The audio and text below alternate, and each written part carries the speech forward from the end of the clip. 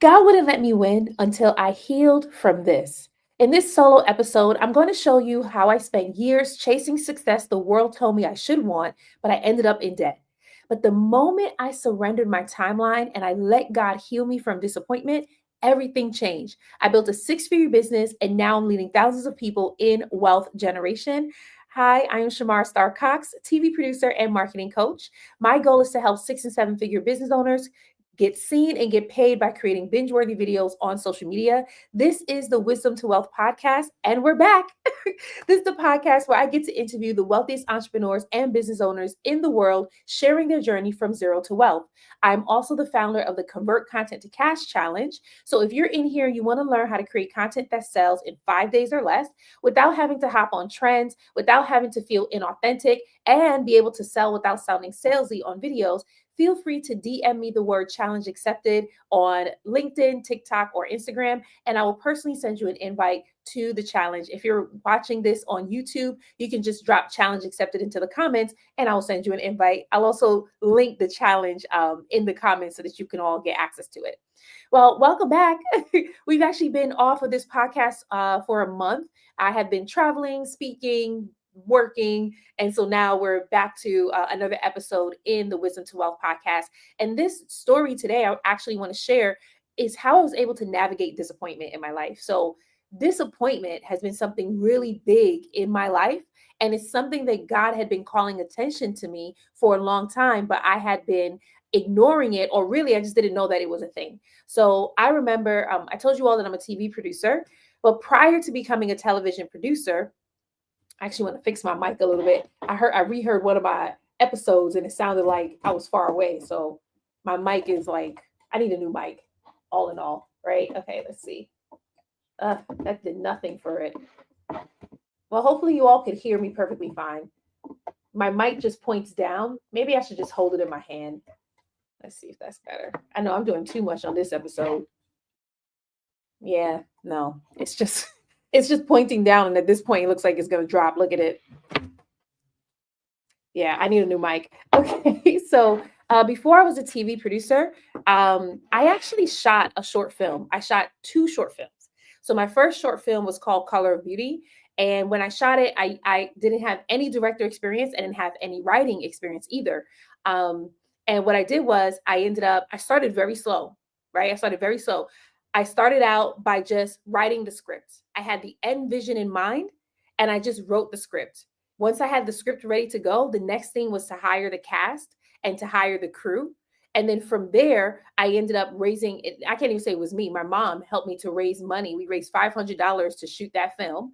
Then we shot the film, and an editing company reached out to me to edit my movie. They didn't know I had it, but they reached out to me. I didn't have the money to pay an editor, but God had made this way for me. This up and coming editing company reached out to me to edit my movie, and they did.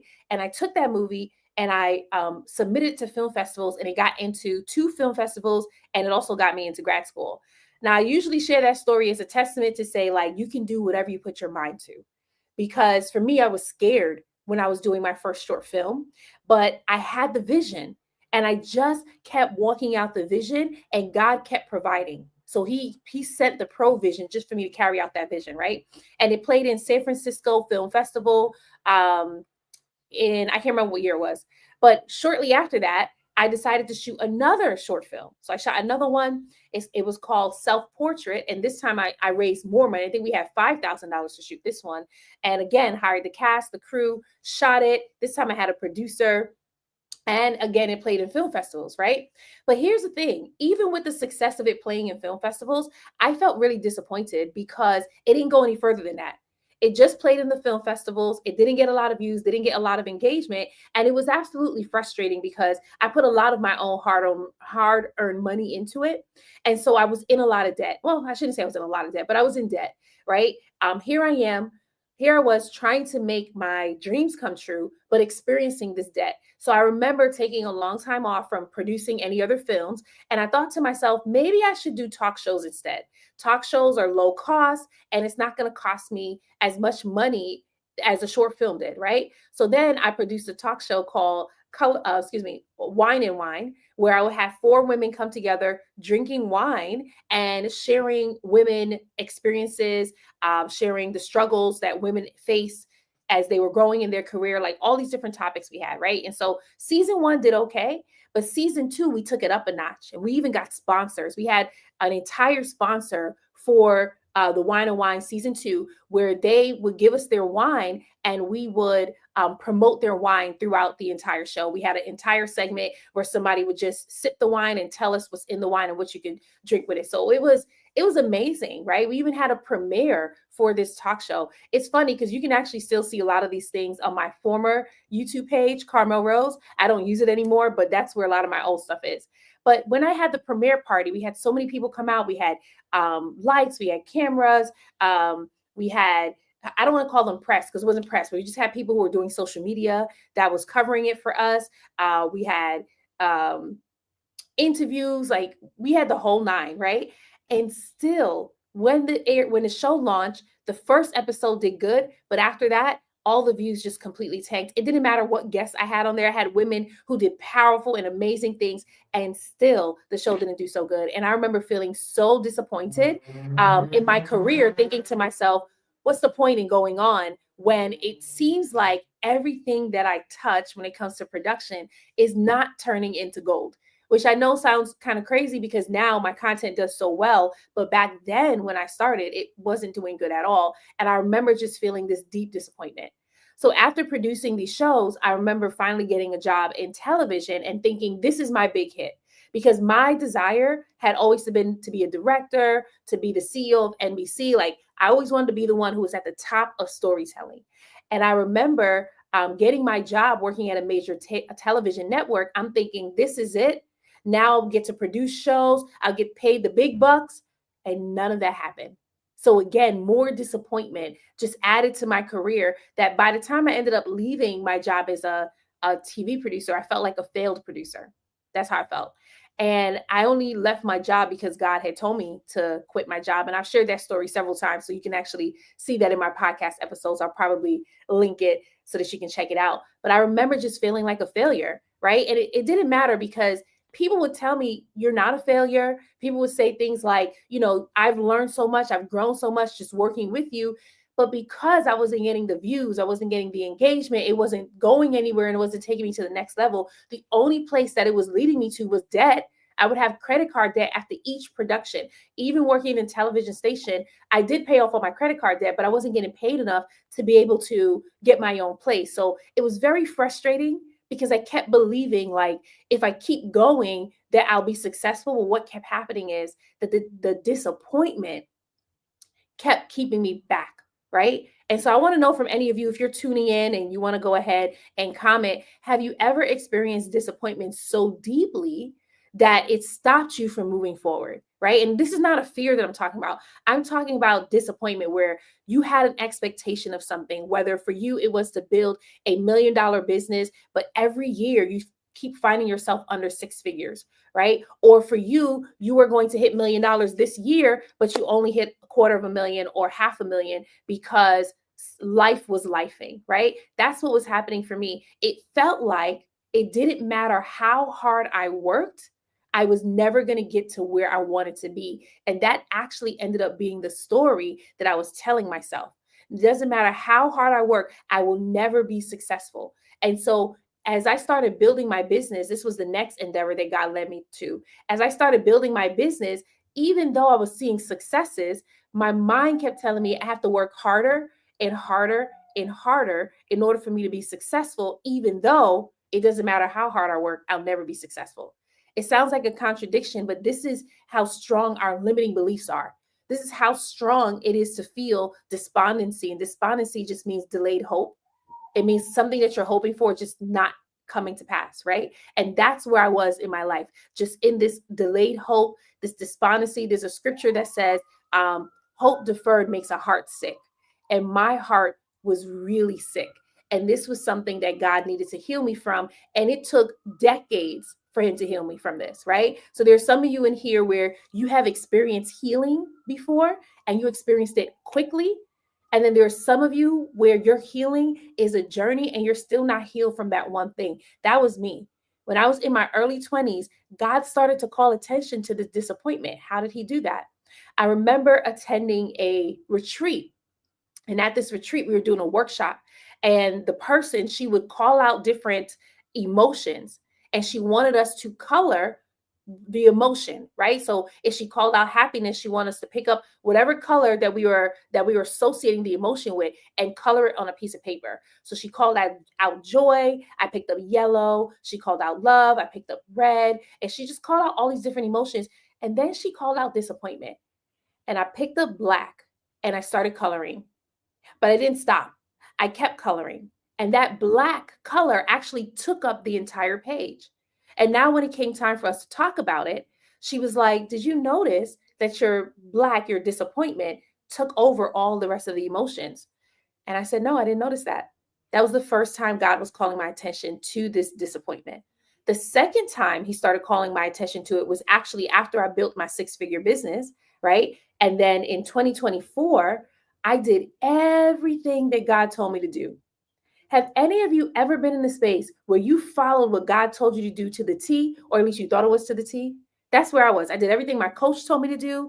I hired someone to help me with ads. I did everything he told me to do. I did everything that God told me to do. And nothing that I did worked to scale my business to the next level. Nothing. I mean, I was working hard. I hired the team. I was so stressed out. Nothing that I did worked.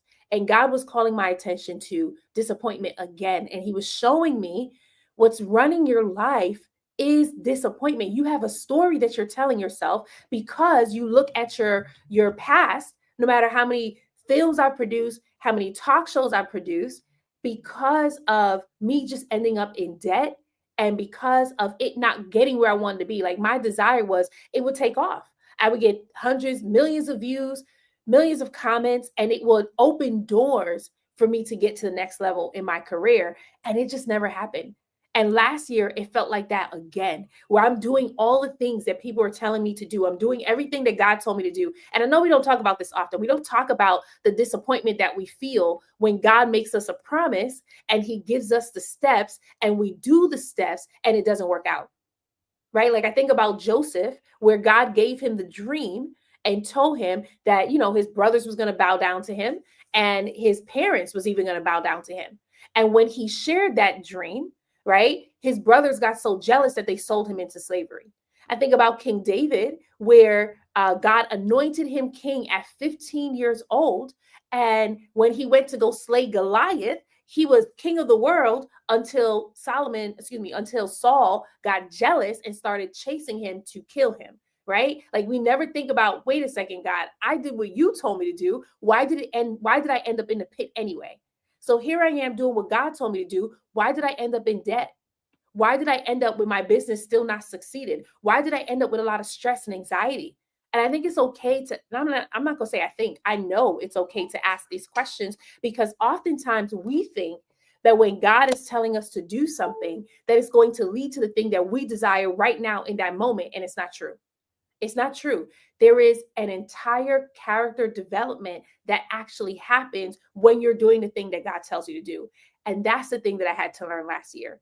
All the debt that I experienced, all the failure in the shows that I produce, in the films that I produce, it not going anywhere, it actually prepared me for the season that I'm in right now, where I was able to build a six-figure business. I made $117,000 in 1 year. But not only that, my whole mind shifted when it came to wealth building. One, when I first started out producing films, telling stories, and all of that, I didn't know anything about wealth. I actually didn't believe that a Christian could be rich. Who am I talking to right now? Where it never dawned on you. You grew up in church all your life or most of your life, and you never thought a Christian could be rich. I never thought that. I didn't even know that a Christian could tell stories and still be in the church. It was on my journey that God started to show me these things. He showed me Bishop T.D. Jakes, clearly when I was younger, where he was producing movies and he was a pastor. He showed me Myron Golden, where Myron Golden is a wealthy Christian. And my mind started to blow. I was just like, what? And I never thought that I can start my own business, but here I am now. right? And now on this journey, I'm teaching others how to build wealth, right, in their business by creating binge worthy videos, by storytelling. That's the other thing. My disappointment helped me to actually become stronger in storytelling. Right. So now I can tell stories in long form, I can tell stories in short form, but I teach my clients how to do the same thing without having to hop on trends, without having to burn yourself out, without having to be exhausted. I teach them how to do the same things. So, what is it that I learned? I learned that on your way to your success, you're going to be dragged through the mud. You're going to experience disappointment. You're going to experience sadness. You're going to experience pain because all of that is going to build your character. There's a scripture that says, count it all joy when you go through these things because it builds character. Now, I'm not going to front. I was not a fan of, oh, hey, Jason, how you doing? I was not a fan of hearing things like that. Like, why do I gotta go through this just so I could build my character? That I hated that. I hated hearing that and thinking that I was supposed to be happy because of that. Because when you're in the thick of it, it sucks. Like last year, when I say I was in the thick of it, I was in the thick of it. Last year, I ended up in such a dark space for 6 weeks that I cried every day and I kept telling God that this wasn't fair. I followed you. I did what you told me to do. Why am I here? Any of you ever been in a space like that before? You followed everything God told you to do. I want to give some examples, but you followed his steps. You followed his calling. You hired the team. You did the work and still ended up in such a horrible place. That's where I was, to the point that I actually was ready to give up. I was ready to give up. But here's what I learned on my journey of going through disappointment. Um, that when I'm ready to give up, God won't let me. He won't. So there's a scripture that says, don't grow weary in well doing, because in due season you will reap if you don't faint. And that big part is if you don't faint. So here I was getting ready to faint. And what God did was he sent people to pray for me. And as they were praying for me, he sent people to talk to me. And as they were talking to me, I started building up my strength again, right? So God won't let you faint. If you faint, it's because you gave up. If you faint, it's because you quit. And I noticed that throughout my life, every time I experienced a disappointment, I would take a break, a long break, because I don't want to feel that hurt and that pain again. But I kept going.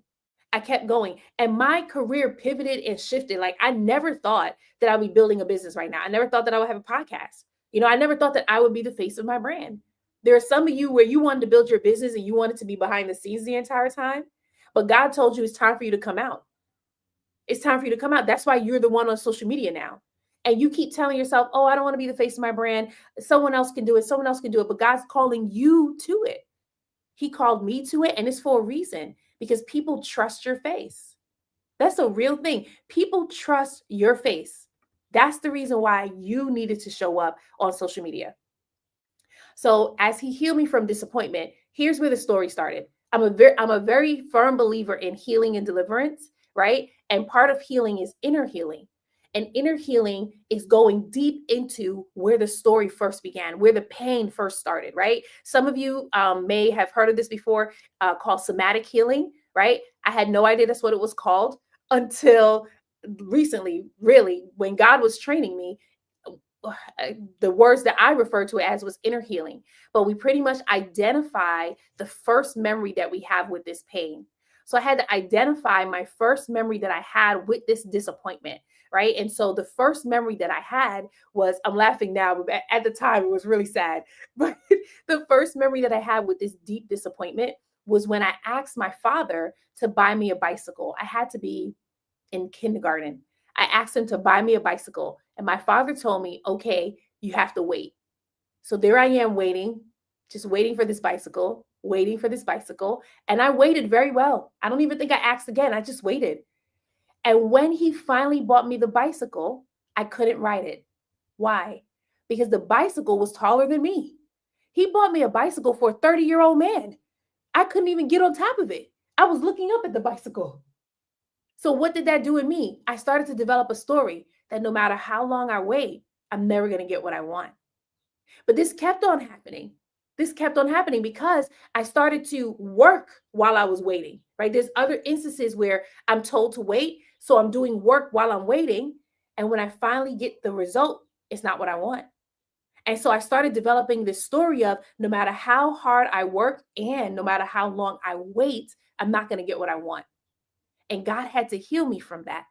And when I tell you I was crying, I was crying, I was frustrated for many years.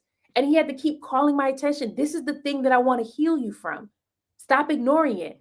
There are some of you in your prayer time. There are some of you in your quiet time. There's some of you in your meditation time that there is pain, hurt, and anger popping up for you, and you're ignoring it because you're thinking that, oh, I don't want to think about this right now. It's just going to bring me down.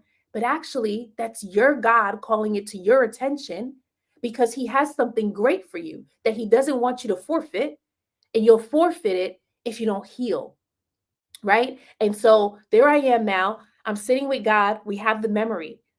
And I'm asking God, like, how do I heal from this? How do I let this go? Because my father, he passed away when I was 17. So there's no talking to him and letting him know this is what you did. No, there's none of that. Everything that I have to do to heal from daddy hurt is spiritual at this point, right? And so what God tells me to do is first step, forgive my father. I had to forgive my father for being less than perfect. I had to forgive my father for taking the shortcut because instead of him actually taking the time to pick out a bike for me, he just got me any old thing just to get it for me. But I couldn't ride it. So I had to forgive him for that. The next step is I had to forgive myself because I held on to the hurt for so long. I mean, I was a kid. I was a 5-year-old kid. So that was running my life all the way to 37. And then the third one, I had to forgive God. And that one's huge because oftentimes we think to ourselves, oh, I don't need to forgive. Well, actually, we don't even think that we have to forgive God. We think, well, he's God, he's perfect. He is. However, he allows these situations to happen. And because we know that, there's a part of us that actually says, I'm blaming God because you allowed this situation. And so I had to forgive him because he allowed the situation, right? And so in doing that, I can release the anger and the pain behind it. But now that I released that, I had to denounce the story. Some of you in here understand healing and deliverance. Yeah, thank you, Jason. Yeah, some of you in here, you understand healing and deliverance and you recognize the power of denouncing. Denouncing allows you to release word curses or anything that's negative over your life or just anything that you no longer want to hold on to. So for a long time, my identity was wrapped up in this false story that no matter how hard I work, no matter how long I wait, I'm never going to get what I want. And I had to denounce the story, I had to let it go. And so I spoke the words. I denounced this story that is no longer me. And I closed the door to it so the story doesn't come back into my life. And I seal it with the blood of Jesus. I mean, now we're just going into deliverance at this point. Who's getting saved and delivered right now? Right? So that's what I did all of that. These are steps for deliverance, but this is also steps for inner healing. So when I close the door, I seal it with the blood of Jesus because I know that Jesus' blood is healing and it's powerful and that nothing can penetrate it. So I don't want that story to come back. But then here's the next step. This is the final step in actually healing, is asking God, what do I believe? What should I believe now? Right? And so he didn't tell me in that moment what I should believe. This all took place one morning a couple of months ago, mind you. So I had been battling with this story since I was 5. I'm 37 now. So what is that, like 22 years battling with this story? And after I finished doing the inner healing piece, I remember I go to call a friend and I start sharing her my experience. This is what happened. This is how I was able to heal from this story. And as I'm telling her the story, a vision pops up in my head of me riding a purple bike. This purple bike, this vision was more than a vision. It was actually a memory that I forgot because the pain was so loud in my life. This memory was after my father got me the bike that I couldn't ride, my mother came through and bought me a purple bike that I loved so much, so much. I mean, I learned how to ride on that bike. I had, training wheels on it. I remember learning it through training wheels, taking off the training wheels, and then learning how to ride the two-wheeler. I remember running into a wall and scraping my arm. I still have the strawberries cut right here. Can you see it? You can't really see, it's kind of dark right now, but I still have that right there. That's for me riding the purple bike into the wall. All those memories were suppressed because of the pain. So I was looking at my life of disappointment through the lens of pain and forgot that actually my mom, who does love me, came in clutch with this bike. And now God gave me the new belief. He says, when people disappoint you, I will always come through for you. That was one. The other one was, you may expect it to come one way, but I might be sending it another way. I expected it to come through my father, but it came through my mother instead. Where my father disappointed me, my mom actually did not. She came through. She saw the pain and the hurt, and she's like, you know what? Let me go ahead and get this girl this bike. And she did. And here's the best part. I have a ministry called Whisper Hearing God. I tell this story all the time. And I used to tell the story and only stop at my father disappointing me. And not once did my mother ever say, did you forget that I bought you a bike? It was like God didn't even allow her to remember it. She couldn't remember when she bought the bike, but she bought it shortly after. And I learned how to ride that bike. So now I had the full picture. I was able to let go. Once I let go of the hurt, I was able to get the full picture, right? And that's how God healed me from my disappointment. So now whenever I'm waiting and working, here's what I'm thinking. God's going to come through, but it may not look the way I expect. So if I'm expecting to make $1 million through my business, it may not be through coaching. It may not be through podcasts. It may not be through my challenge. It may be that I'm booking corporate clients. It may be that I'm booking speaking engagements. All in all, I just need to be open to how God is doing it. That whole years of disappointment when I produced 2 short films, when I produced 2 seasons of my talk show, I produced a brand new talk show that also didn't take off. I mean, all those years of disappointment to me, actually God was building my character and strengthening my storytelling. All those years that I acquired debt, because that has a story too. I was acquiring debt. I was paying for those things on credit card. So I was acquiring debt. Guess what I learned? How to pay off debt quickly. I learned also that when you have debt, you can pay it off. I also learned that not all debt is bad debt. You know, sometimes I don't want any type of debt at all because it's bad. But actually, if it's funding your dream, it's not bad. You just make sure that you learn how to pay that thing off, right? And paying it off was not going to come through my films because those films weren't ready to take off yet. Sometimes I'm before my time and I'll come out with stories that people aren't ready for yet. I mean, now they are, but at the time they weren't ready for those stories. I was telling the stories of Black people who did not like the way they looked, right? Back then, Black stories wasn't popular. Black stories became popular about 5 years right after I finished with those films. So I just needed to keep going. So sometimes in our disappointment, it may stop us, it may discourage us, it may even develop some type of fear where we don't want to keep on going. But in reality, what God is doing, He's developing your character and He's strengthening you. And I'm going to end with this one story, this one last story. I remember in 2018, I signed up to be a seat filler for Black Girls Rock. So, like, this is through BET. Y'all remember that award show, Black Girls Rock? So, I signed up to be a seat filler. And I remember no one else got selected. I got selected, but none of my other friends got selected. And I was scared. I was just like, Lord, please let someone else get selected. My other girlfriend, she was trying to get selected. Never happened. Never happened. And I remember God telling me, I was calling people on the phone. Did you get selected? Did you get selected? Everyone's like, no, I didn't get selected. And God said to me, go alone. And I'm thinking to myself, I don't want to go alone. I'm scared, right? But I remember going, my boyfriend at the time, he drove me there. I was wearing this beautiful yellow dress. I had on 1-inch heels that I would never do again, by the way, because it hurt my back. But 1-inch heels. And I remember we were sitting down waiting to get online. So it wasn't time to go online yet. We were sitting at a restaurant and I was shaking with fear. That's how nervous I was. And I said to my boyfriend at the time, I said, oh my goodness, I'm so scared, as if I'm going to go on stage. That's what I said to him. And then I'm like shrugging it off, like, there's no way I'm going on stage. I'm a seat filler. So I get online now and he leaves and I'm still scared. And we're just standing there and there's a man walking back and forth and he's like, who's under 22? Not me, not at that time. I think I was probably 27 or something. But he's like, who's under 22? So I don't raise my hand. I don't raise my hand. And then he says, who came alone? And I'm like, you can't, what? Who came alone? And I raised my hand. Because I remember when God told me, go alone. So I raised my hand and he says, I want you to come come to the side. And there's a few of us that we came to the side and we stood there. And then he tells us, we want you to go on stage with Queen Latifah.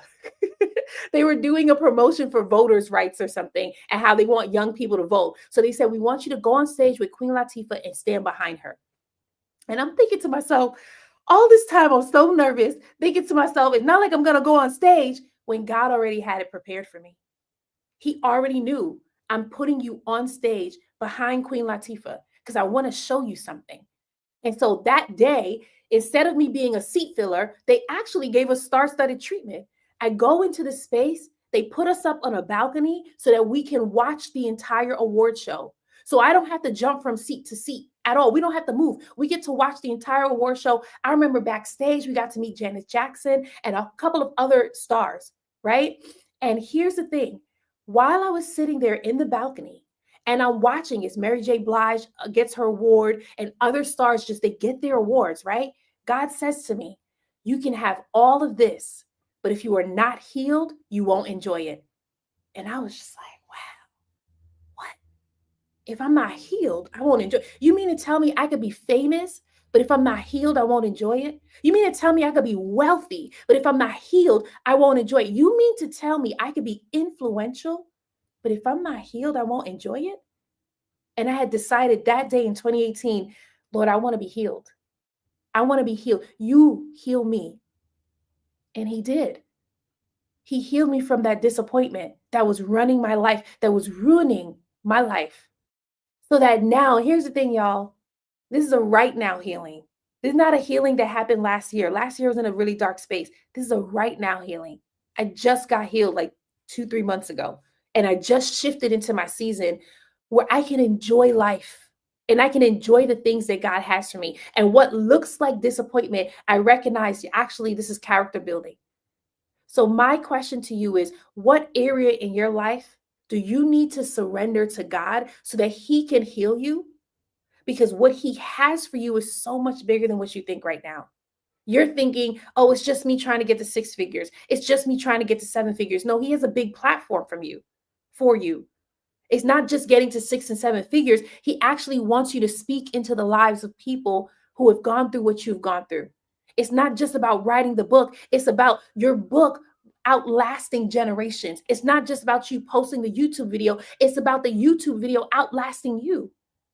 God wants to build legacy through you, but your legacy won't last if you're not healed. Your legacy won't last if disappointment keeps taking over.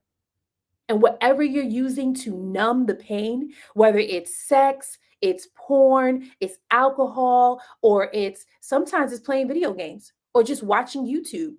Sometimes it's these things that we're using to numb. God is saying to let go of those idols and let me heal you. I remember I used to be so afraid of feeling pain and feeling hurt. And God told me there is no hurt greater than my healing power. And that changed my life.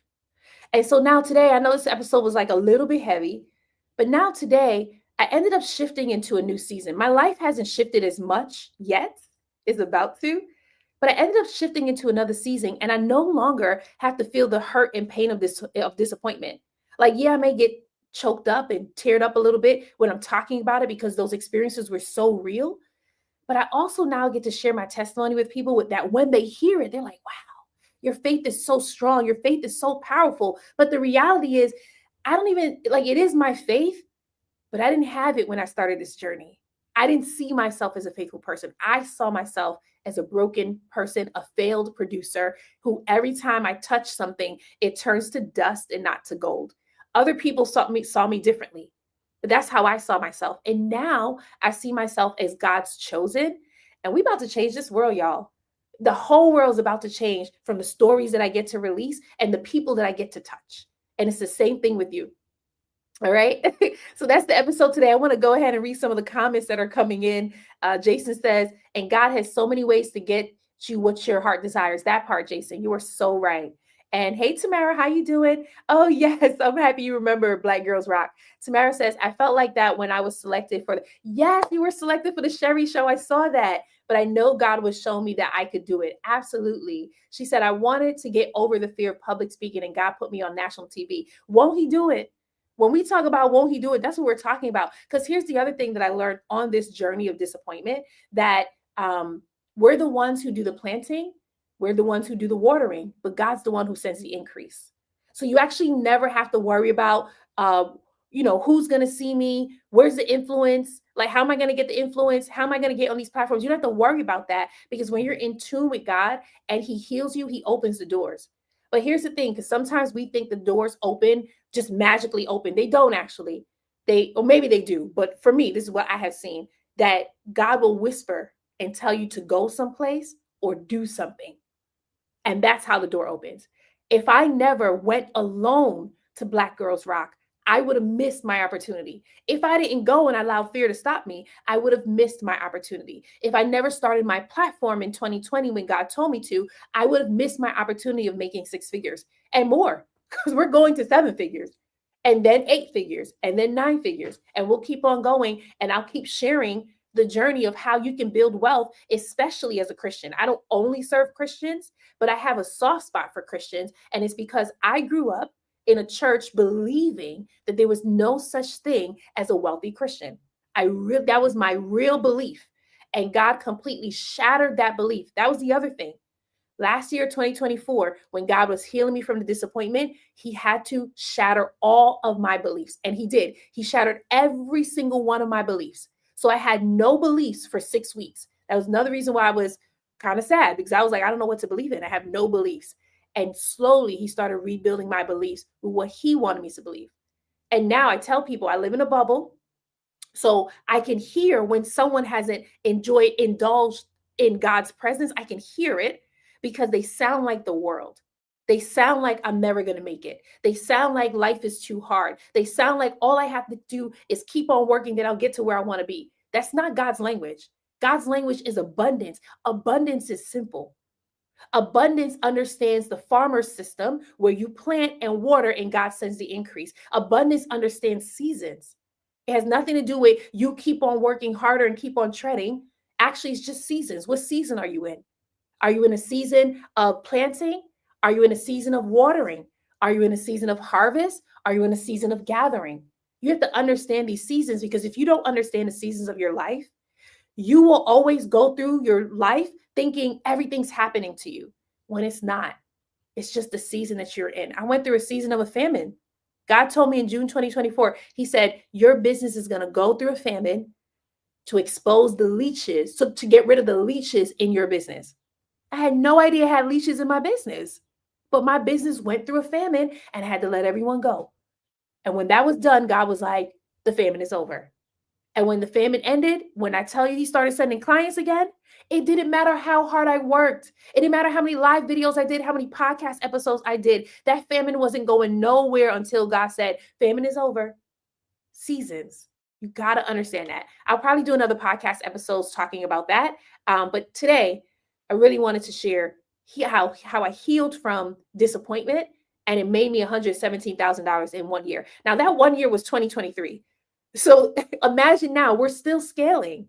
We're still making a lot of money now, right? So that's what I have for you today. If you're in here and you're a business owner, entrepreneur, coach, you want to know how you can build wealth in your business, right? So you may be at a certain number. You may be already at six figures and you want to know, how do I get to multiple six figures? You may be at multiple six figures. You want to know how you get to millions of dollars. Right now, you're getting sales through word of mouth and through referrals. You've tried online. You've already been posting on Instagram, posting on TikTok, YouTube. You're getting low views here and there, a client here or there, but you haven't yet figured out what is it that I need to do so I can bring in consistent leads and predictable income each month from social media. That's what I help you with. In the Convert Content to Cash Challenge, I show you how to use the stories from your life to show up authentically on social media to reach your audience without hopping on trends, without pointing and dancing, without feeling like you have to do too much. Instead, it's just showing up as you, being authentic and relying on the power of the Holy Ghost to bring the people to you. Our challenge is kicking off on Monday. So if you want to join us, go ahead. You can DM the word challenge accepted on Instagram, TikTok, or LinkedIn. But after this podcast episode ends, I'll drop the link in the YouTube chat, in the YouTube comments, so that you can sign up. Here's what I recommend. Don't wait. Don't wait. Why? Because you've been waiting all this time. I see some of you. You worked with other coaches already and it hasn't worked for you. You want to know why? Because it wasn't authentic to you. And I've been there before where I've done all the things and nothing worked. But the reason why the challenge will work for you is because we don't just give information. We help you with implementation so that you know now, what do I need to do in order to implement? We hold your hand to that in just 5 days. And so that you can experience a transformation. Some of the transformations that our clients were able to get, Erica made $750 in 3 days. The VIP ticket alone is only $297. So she made a profit in the challenge. Marianne, she got 13 leads in 3 days. And then after the challenge ended, went viral and got 60,000 leads. Some of these results sound astronomical, but they're real. Why? Because instead of them hopping on trends that are fleeting, instead of them following all these different gurus, they were actually just able to follow a simple system that will help them to reach their dream clients so that they can scale. So if you're in here and you're like, that's exactly what I want, join us in the Convert Content to Cash Challenge. You can click the link that's going to be available in YouTube, or DM me the word challenge accepted on Instagram, TikTok, or LinkedIn. Or feel free to just go to contenttocashchallenge.com so that you can get access to the challenge. Let me see if I have it available here.